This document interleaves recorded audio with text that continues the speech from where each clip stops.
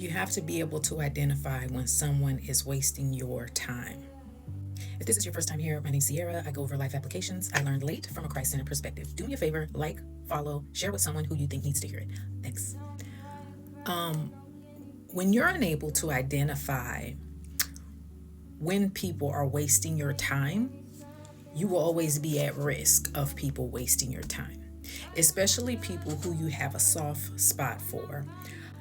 When people are wasting your time, you'll notice that the efforts in their communication, they're reaching out to you, it's never going to be tied to an actual purpose. So they'll always give enough effort to pause your day, pause your life, but they'll never give an explanation as to why they are showing up. Why are they here? There is no purpose tied to it. And you have to be especially careful with people who you have a soft spot for, because 9 times out of 10, those people know you have a soft heart for them. And so sometimes they just need a little stroke to their ego. They just need to know if they can still have the same access to you.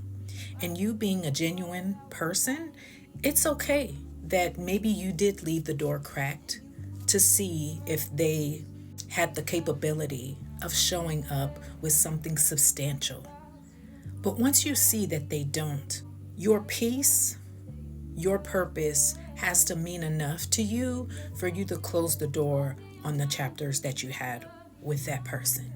Because these kind of people will always do a drop in. It'll always be a pop-up text. Or they might send you something funny, knowing that there are conversations that need to be had, knowing that you left off on a bad note. But they'll try to override that to see if you're willing to neglect yourself. Now, keep in mind, they probably don't have the emotional availability to be able to articulate that, but that's exactly what they're doing. They're giving just enough effort to see if you're still willing, to see if you'll still hear them. But they're not saying anything. You have to be so invested in your purpose, in your walk with God, that you are willing to close the doors on connections that are not tied to your purpose. I hope that makes sense.